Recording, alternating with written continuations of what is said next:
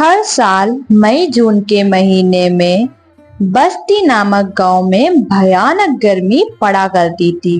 बारिश ना होने के कारण वहां का जल स्तर काफी कम हो जाता था, इसलिए पंपों में पानी नहीं रहता था। अम्मा, नल का पानी फिर से चला गया। बाल्टी में पानी होगा, उससे जाके नहा ले।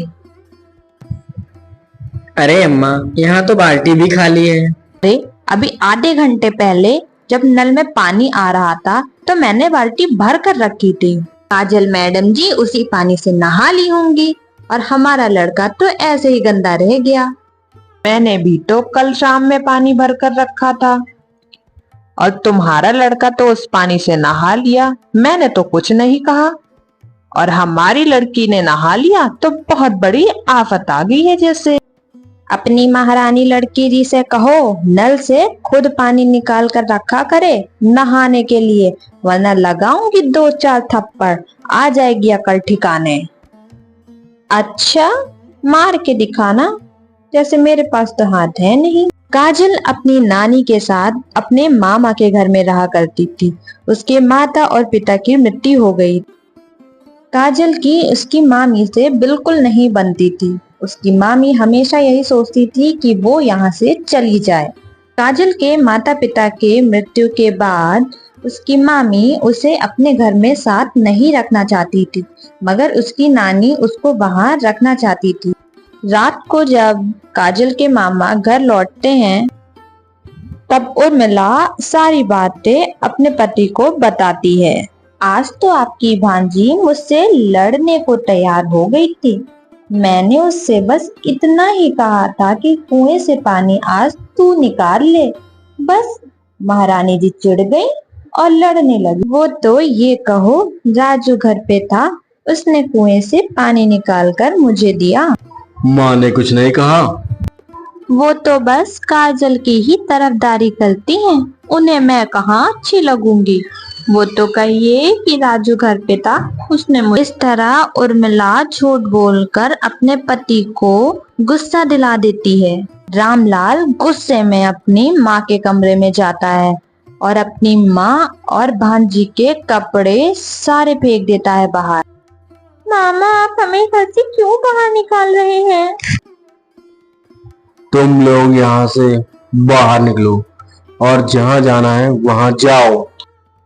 काजल और उसकी नानी सरपंच जी के पास अपने बेटे रामलाल की शिकायत करने पहुंच जाती हैं, लेकिन वे वहां जाते ही देखती हैं कि सरपंच जी को उसकी बहू ने पहले से ही रिश्वत देके अपने पक्ष में करवा लिया है।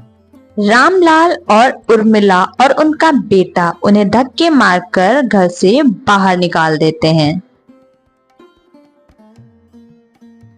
नानी, अब हम कहाँ जाएंगे? काजल बेटा, मैं तेरी मौसी यानी कि अपनी छोटी बेटी के घर चलते हैं।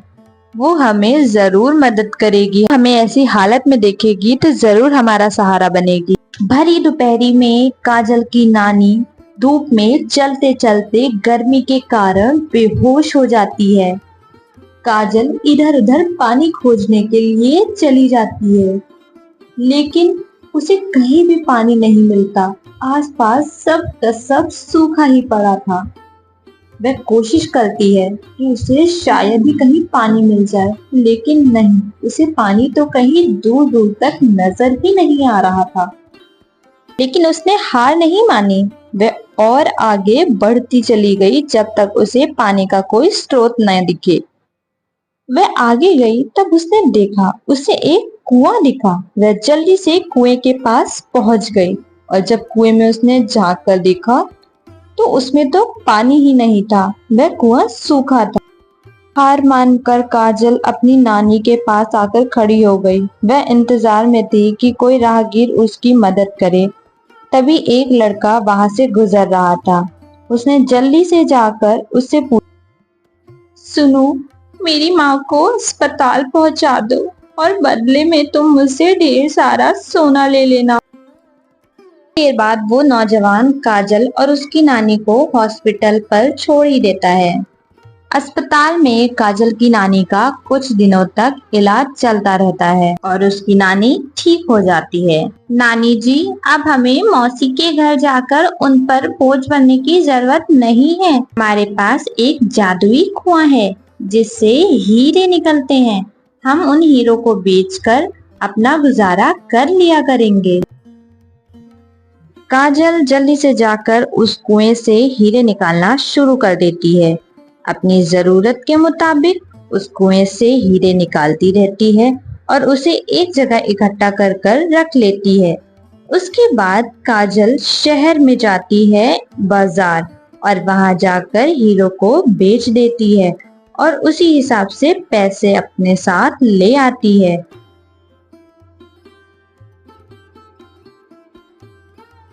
काजल हीरो को बेचकर और घर के जरूरत का सारा सामान लेकर अपने घर पर आ जाती है। वह उस झोपड़ी में सारा सामान अच्छे से लगा देती है।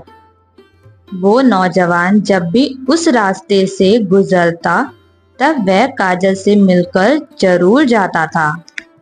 एक दिन राजू ने काजल को बहुत सुंदर कपड़े पहने बाजार में उस नौजवान के साथ घूमते हुए देख लिया और देखकर वह तुरंत अपने घर पे अपने बापू से जाकर सारी की सारी बातें बता दी। जब वो लोग गांव के बाहर झोपड़ी में रह रहे हैं तो उनके पास इतने पैसे कहाँ से आए?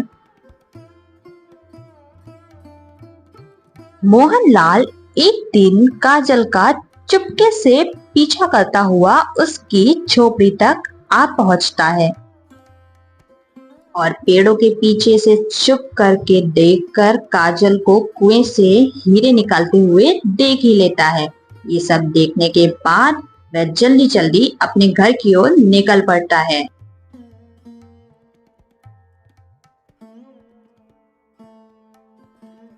अरे, ये बैलगाड़ी से आप कहाँ जा रहे हैं? जरा मुझे तो बता दीजिए। इतनी रात में आखिर आपको जाना कहाँ है? काजल की झोपड़ी के पास एक कुआं है जिसमें से हीरे निकलते हैं। आज रात हम बैलगाड़ी तैयार करके वहां जाएंगे और वहां से उस कुएं का सारा हीरा ले आएंगे। रात में रामलाल और उसकी पत्नी और बेटा काजल की झोपड़ी के पास चले जाते हैं। जब वो तीनों वहां पहुंचते हैं तब उन दोनों को सोता हुआ पाकर जल्दी जल्दी कुएं में खुदाई करना शुरू कर देते हैं। कुएं में पड़ा हुआ सारा का सारा हीरा निकाल लेते हैं और जल्दी जल्दी अपने बग्गी में लेते हैं। तुम और कुछ लाई हो हीरे भरने के लिए?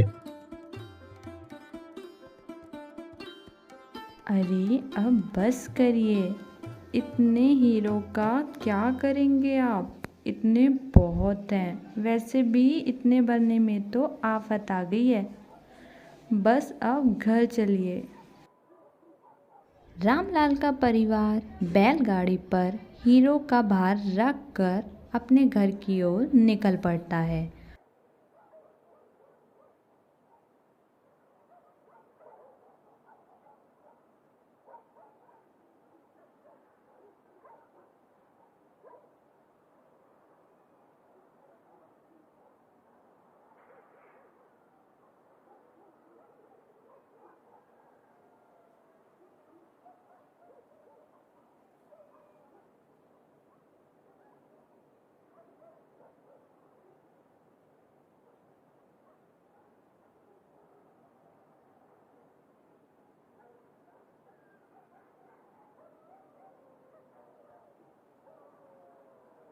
रात में डाकुओं की टोली उसी रास्ते से गुजर रही होती है। उन डाकुओं की नज़र मोहनलाल के परिवार के ऊपर पड़ती है और वह उनके परिवार को मारकर उनका चुराया हुआ सोना वो चुरा कर ले जाते हैं।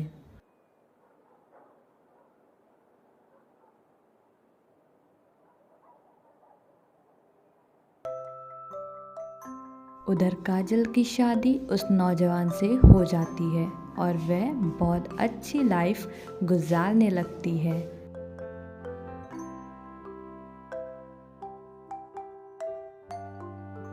किसी ने सच ही कहा है, बुरे कर्मों का फल बुरा ही होता है।